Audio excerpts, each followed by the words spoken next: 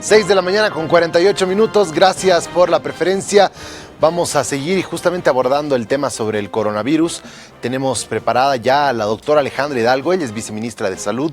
Nos vamos a referir al avance de la cuarta ola, el descenso de casos y por supuesto cómo en otras partes del mundo, como en Europa por ejemplo, ya se están liberando la mayor parte de las restricciones.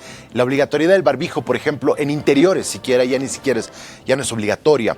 Es más, el Reino Unido, que ha sido uno de los países que más afectados se ha visto por la pandemia del COVID, ha llegado al punto de no exigir cuarentena a las personas contagiadas. Es decir, una persona contagiada con coronavirus puede seguir yendo a su trabajo o hacer su vida normal, sin necesidad de aislarse. Pero vamos a ver cómo avanza en ese sentido nuestro país, que también está en una desescalada. ¿Cómo está, viceministra? Qué gusto saludarle. ¿Cómo está? Buenos días. Un placer estar en su programa. Muchas gracias. Bueno, como decía, en Europa verdaderamente la situación está como ya tomar el virus como algo endémico, como algo que se tiene que vivir. Se ha visto que un poco la inmunidad natural, con la inmunidad de las vacunas, es la ideal y ha hecho que las hospitalizaciones y muertes sean dramáticamente bajas en relación a lo que se tuvo en olas anteriores.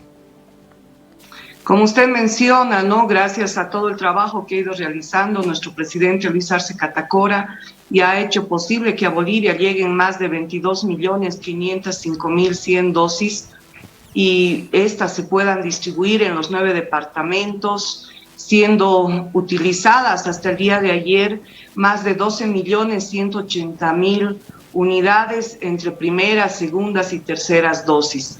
Esto significa que la población recibió la vacuna correspondiente, vamos en buenos porcentajes en mayores de 18 años. En primeras dosis, por ejemplo, se ha logrado alcanzar el 76.9%, en segundas dosis hasta el día de ayer el 64.6%.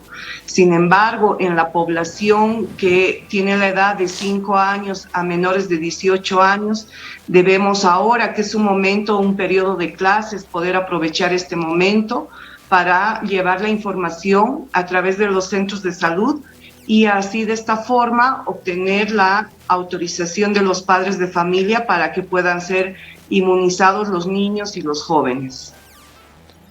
Muy bien. ¿Qué opina acerca de estas sugerencia del CEDES de liberar el barbijo en espacios abiertos? Bueno, se debe todavía analizar este contexto, ya que todavía tenemos personas que no han sido inmunizadas por un lado, por otro lado. Es necesario mantener el uso de las medidas de bioseguridad por un tiempo más, ya que tenemos aún pacientes que se encuentran en terapia intensiva, en hospitalización.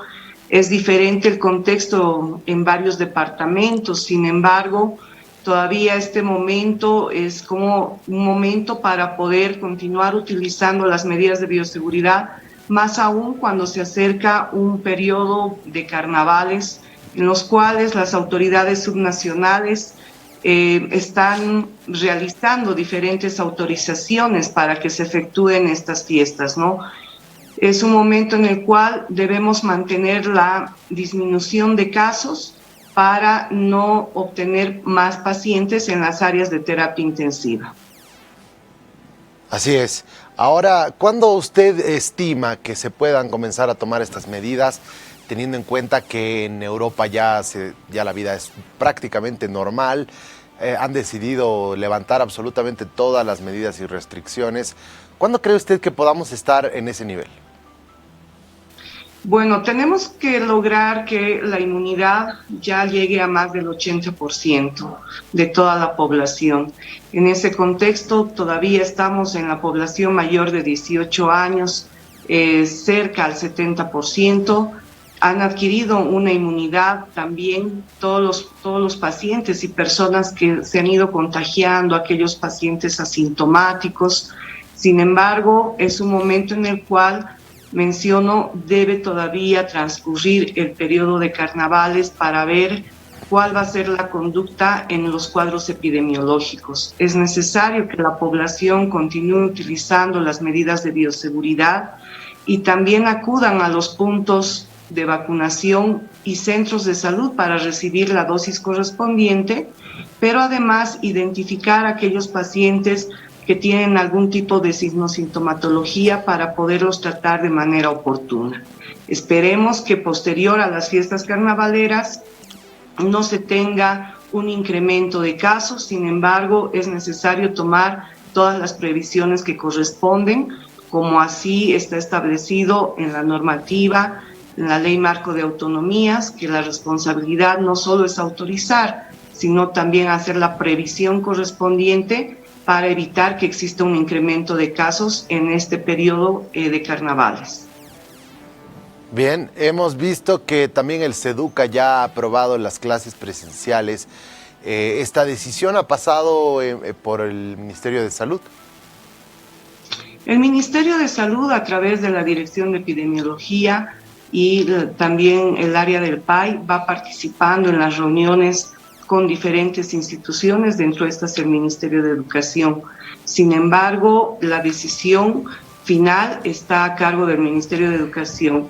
Para nosotros como Ministerio de Salud es importante porque es un momento en el cual se puede llegar de manera masiva a la población mayor de 5 años, que es la edad escolar que está habilitando este tipo de clases presenciales o semipresenciales. Entonces, los centros de salud tienen una población y una cobertura asignada. Dentro de estas están las unidades educativas, las cuales se tienen que aprovechar para poder brindar la información correspondiente y también proceder con la coordinación para poder vacunar a la población a partir de los 5 años. Muy bien. ¿Cuál es la proyección ahora del coronavirus, teniendo en cuenta que las fiestas carnavaleras pues seguramente van a pasar por encima todas las recomendaciones? Es decir, barbijos y demás, todo eso van a volar seguramente en muchas fiestas, siendo realistas. ¿Hay alguna proyección en relación a eso? ¿Se cree que los niveles vayan a escalar hasta el nivel que se han tenido a principios de este año? Si se verifican los datos que han ido transcurriendo con las fiestas de fin de año y se hace un análisis en relación a ese tipo de actividades, ¿sí?, es necesario que la población mantenga el uso de las medidas de bioseguridad. Evidentemente, el ser realistas también conlleva que la realidad es que muchas familias tienen a sus seres queridos internados en áreas de terapia intensiva, y esa también es una realidad. Entonces, quiero decir que el momento en el cual existe la posibilidad de que se puedan contagiar con el coronavirus todavía está latente. Por lo tanto, es necesario que se continúe con el uso del barbijo, lavado de manos, ventilación de ambientes. Esto es necesario. Ahora, las proyecciones como ministerio, nosotros vamos haciendo el análisis de manera diaria, continua, y lo que se espera es poder verificar cómo van a ser también esta participación del personal de salud dentro de las actividades del carnaval. Es necesario desplegar equipos y brigadas en un número importante en todos los municipios en los cuales existan estas autorizaciones, y ahí están las resoluciones municipales, las resoluciones de las gobernaciones, que también deben prever estos aspectos para ir controlando el uso correcto de las medidas de bioseguridad, promover a la vacunación previa a la fecha carnavalera para que el sistema inmunológico empiece a generar anticuerpos o sistemas de defensa.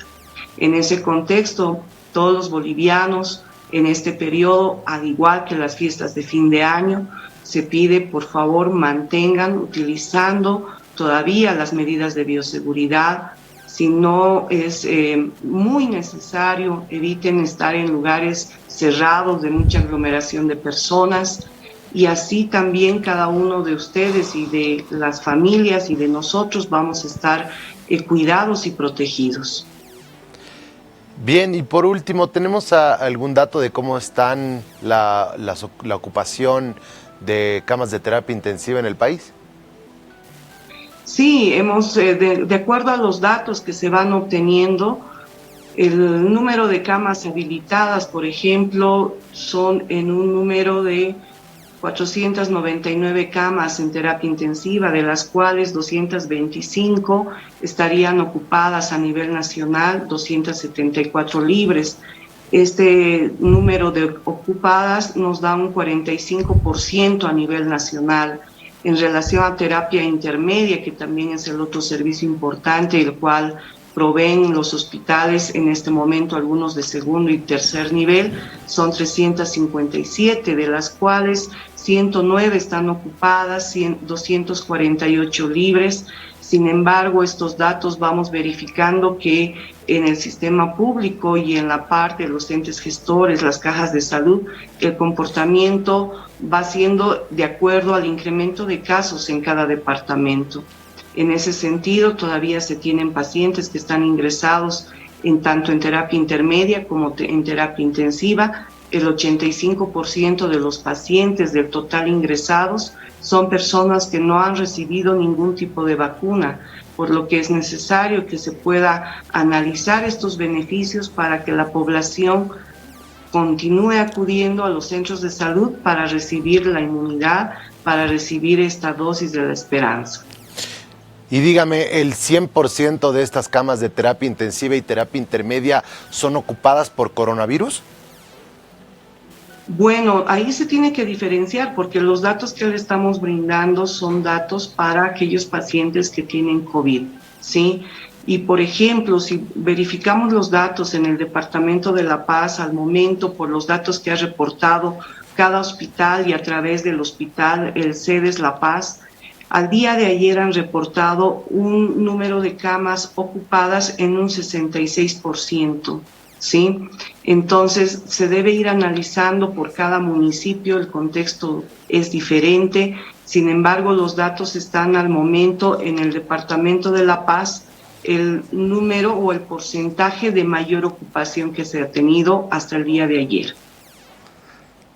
Sí, pero quiero saber si las camas ocupadas son todas por COVID. En este reporte sí, en este reporte que nos brindan sí. Muy bien, muchísimas gracias por la información brindada, viceministra, que tenga un buen resto de jornada.